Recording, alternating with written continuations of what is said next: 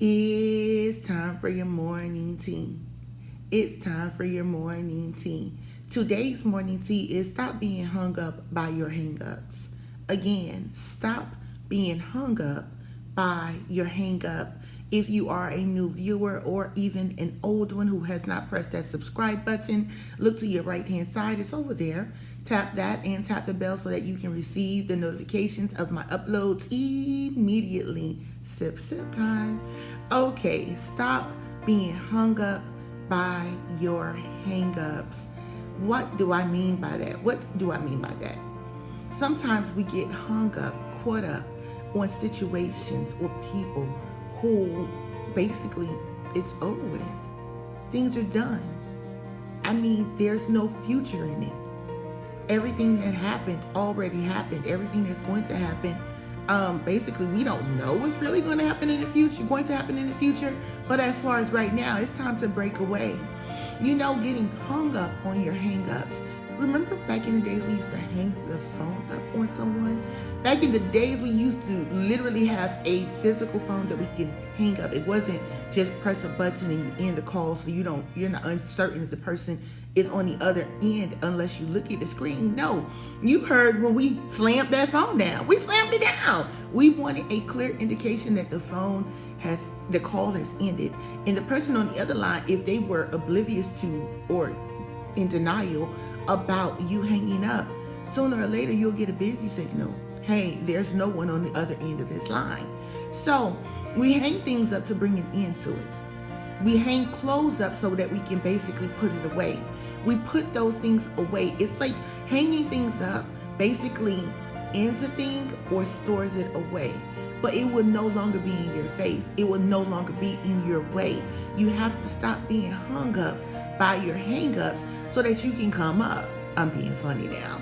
But I'm serious. Like, how are you going to come up when you have so many things hanging and weighing you down?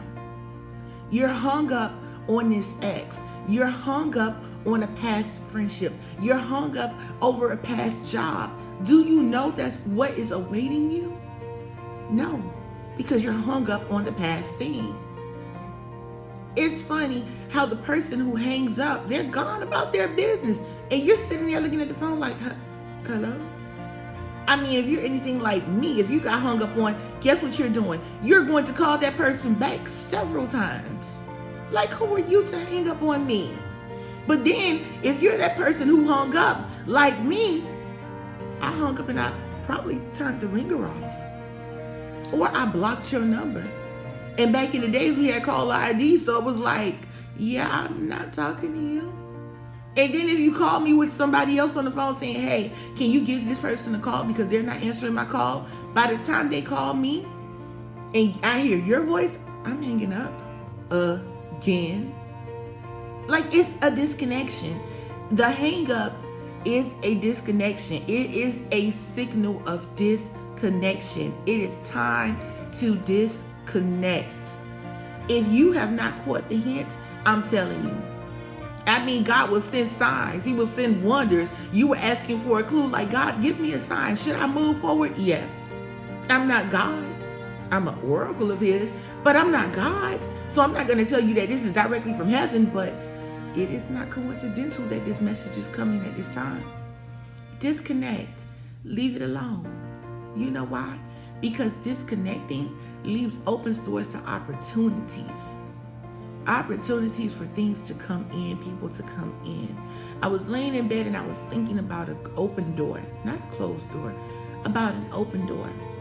An open door serves for two purposes. We look at it as though that we can walk into something. But have you ever thought about you walking into something means that you just walked out of something? Oh my God, I took myself to church with that one.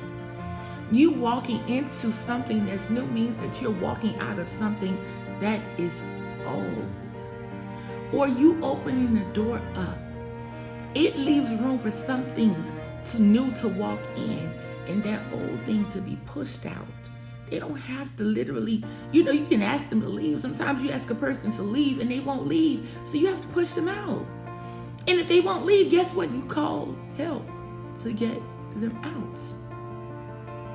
That open door That threshold serves for two purposes: entrance and exit. Let this be your exit, your exodus. Leandria just said that. This is my exodus. It's time to go. If you won't go, I will. You can have this old place. You can have this old job. You can have this old whatever it is. Whatever it is that's holding you back, that's weighing you down, that you're hung up on, hang it up. Hang it up. Hang the thought of that relationship being pursued up. Hang up the thought of you moving forward in that company. Hang it up.